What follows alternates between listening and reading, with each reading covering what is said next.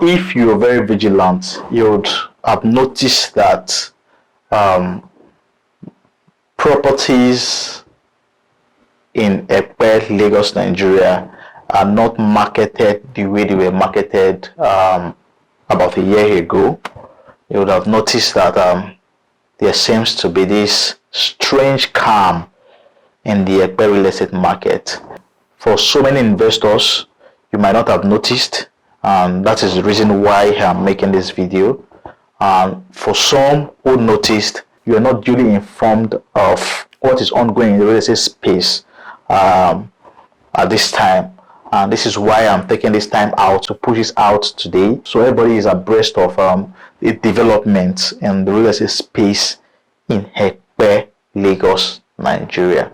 Now, I would love you to like this video. I would love you to subscribe to the channel and also turn on your notification button so that every time I drop a new content like this, you will be the first to see it. Also, would love to get a feedback from you, and you could use the comment section so that we would have an idea on how to structure our content to suit your needs and issues you want us to discuss. I still remain Patrick, your realtor, and today I would expose you to all that has transpired in the real estate market in Epe in the past few weeks. If you cast your mind back to sometime in February or in March of 2024, there was a joint operation by LAPSCA and NTDA, who are in charge of land regulation and land use in Lagos, Nigeria. So when that happened, I made a video to inform everybody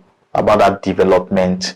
Most properties in Epe were marked. They gave so many reasons why they marked down those properties. I made a video about that at that time, and the link to that video is in the description. Just check below, you'll see the link. And they gave so many reasons why they were marking those estates down: for fencing permit, for estate layout permit, and so many other reasons. And about 2 weeks later, the government came out to say most of the estates and properties in Ibeju-Lekki are illegal because they do not have the requisite permits and so on.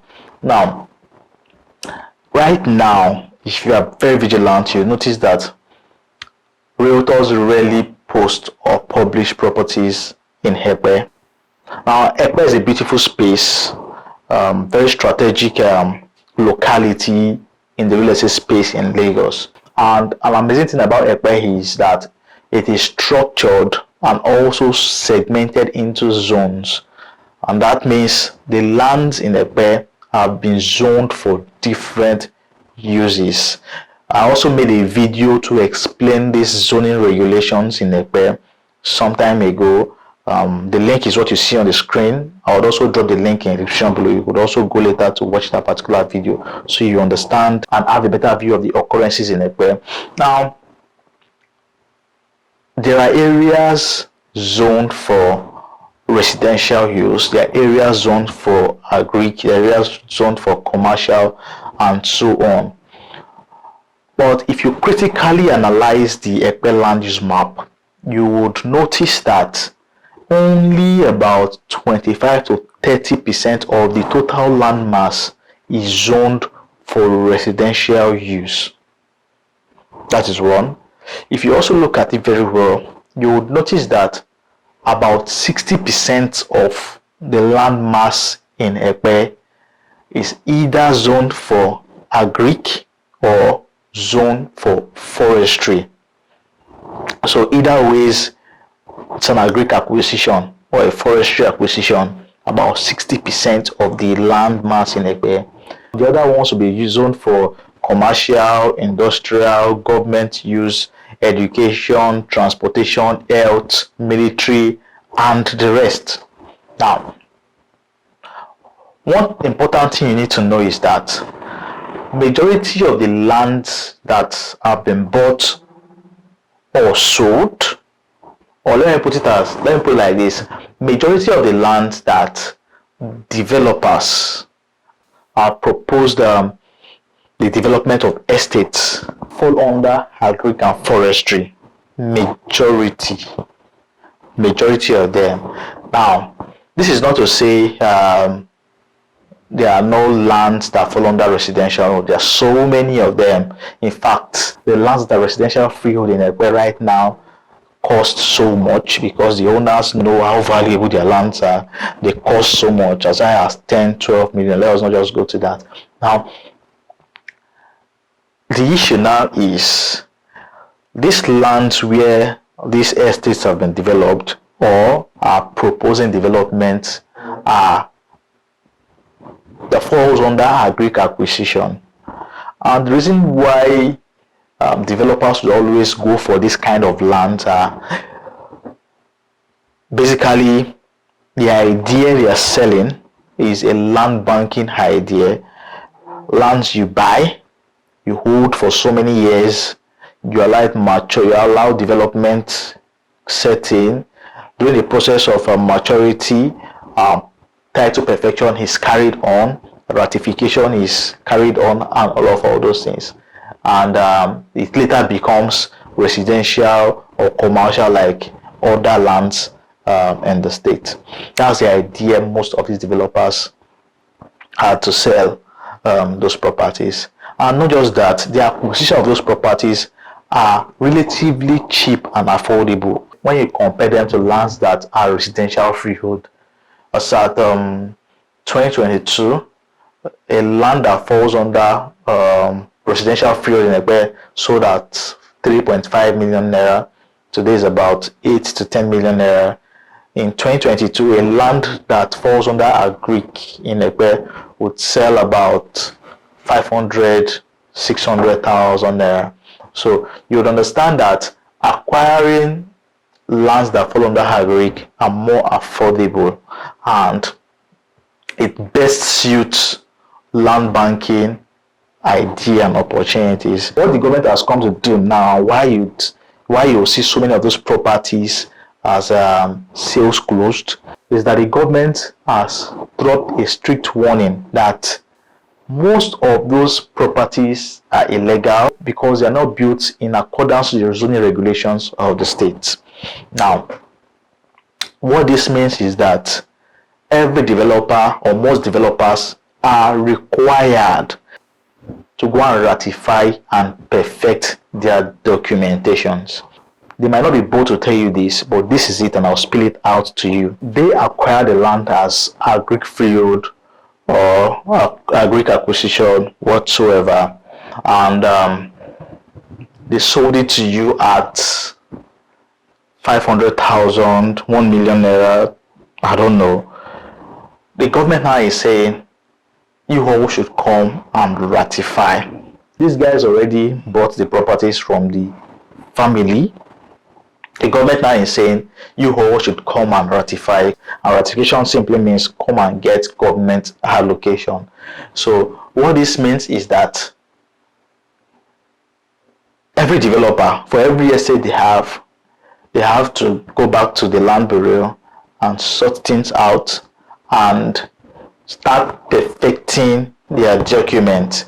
Now, most of them had the idea of doing this perfection maybe in the next 5 years, next 10 years, when development has come and when value has come to the area. But the government right now is saying, come and ratify, and has given a window for them to ratify. Now the question is that for those lands they sold to you at maybe 500,000 naira, 1 million naira, government allocation is not cheap.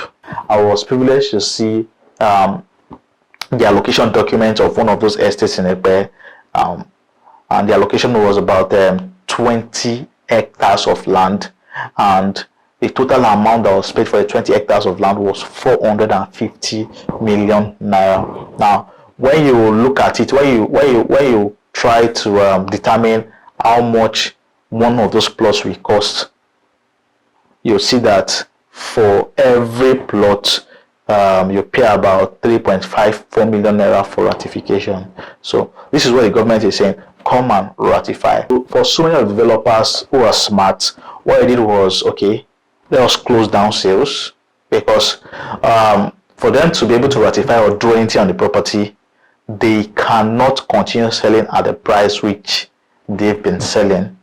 So most of them close down sales to reopen later when they are done with their ratification or when they've gotten allocation, at least for the genuine ones and for the smart ones. That is what they should do. Close sales, ratify, then reopen sales. The question now is, how many of these developers have the money to seek for government allocation at this time? So this is where the big question is, and most of them might not be open to telling you this, but this is the case. Because of ratification and because of making the documents right, that is switching the status of the lands from agri to residential, then they have to close the sales. They have to close sales so that they can go through those processes and reopen it at a more valuable price, because definitely money is going to be needed to do all those things. But the big question still remains, where will they get the money from? Your guess is as good as mine. They will come back to you to ask for money. That is just the truth. They will come back to you to ask for money. Now, the reason being that most of the land sold are not titled lands.